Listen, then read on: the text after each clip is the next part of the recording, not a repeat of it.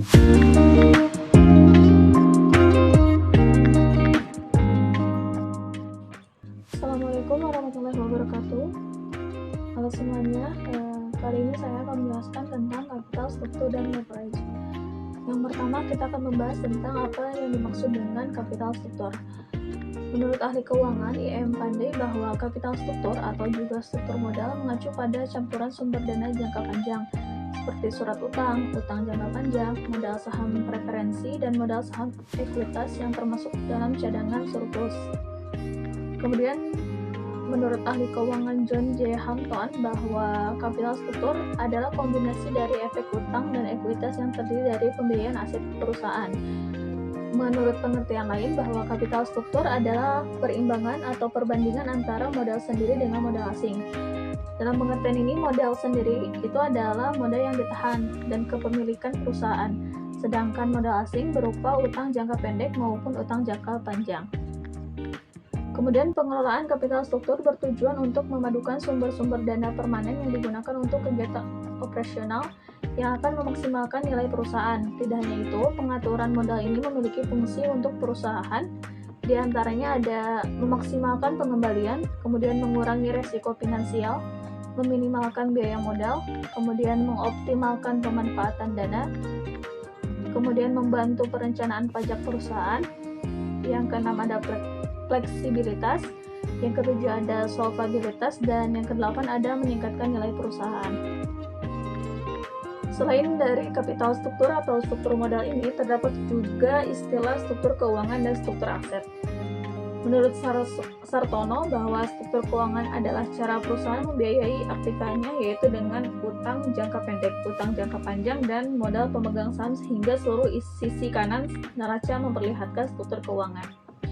Kemudian struktur keuangan mengacu pada kekayaan bersih atau ekuitas pemilik dan semua kewajiban, baik jangka panjang maupun jangka pendek. Sementara itu bahwa capital struktur mengacu pada proporsi utang jangka panjang dan ekuitas dalam total capital struktur. Di sisi lain, struktur aset atau struktur kekayaan adalah perimbangan atau perbandingan baik dalam artian absolut maupun dalam artian relatif antara aktiva lancar dengan aktiva tetap. Kemudian capital struktur ini terdiri dari 5.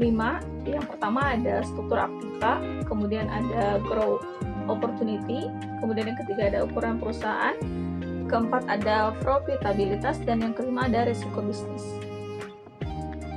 Kemudian kita akan membahas tentang leverage. Leverage ini menurut Irawati bahwa leverage adalah suatu peraturan yang dijalankan suatu perusahaan bisnis dalam keadaan menanamkan dana ataupun mendapatkan sumber dana. Di dalamnya terdapat beban tetap yang harus ditanggung oleh perusahaan.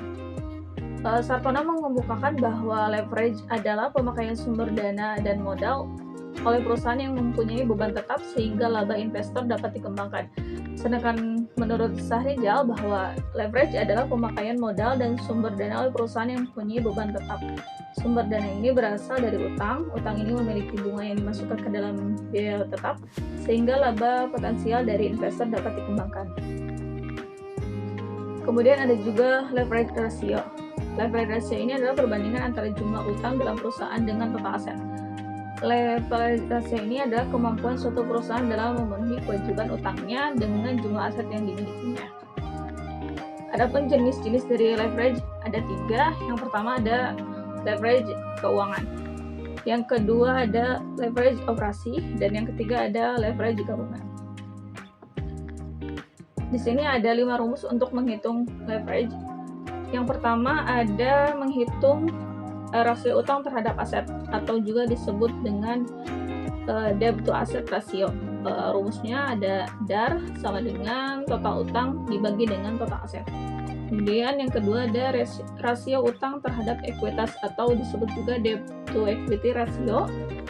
Rumusnya DER sama dengan total utang keseluruhan dibagi dengan modal sendiri dikali dengan 100%. Dan yang ketiga ada rasio utang terhadap modal atau juga disebut dengan debt to capital ratio.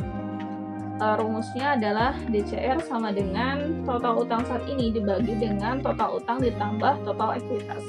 Kemudian yang keempat ada rasio cakupan bunga atau juga disebut dengan time interest earned. dengan rumus TIE sama dengan laba operasi ditambah dengan penyusutan, kemudian dibagi dengan bunga utang jangka panjang. Kemudian yang kelima ada menghitung rasio swapabilitas atau juga tangible asset debt coverage dengan rumus tab coverage sama dengan jumlah aktiva ditambah dengan tangible ditambah dengan utang lancar, kemudian dibagi dengan utang jangka panjang.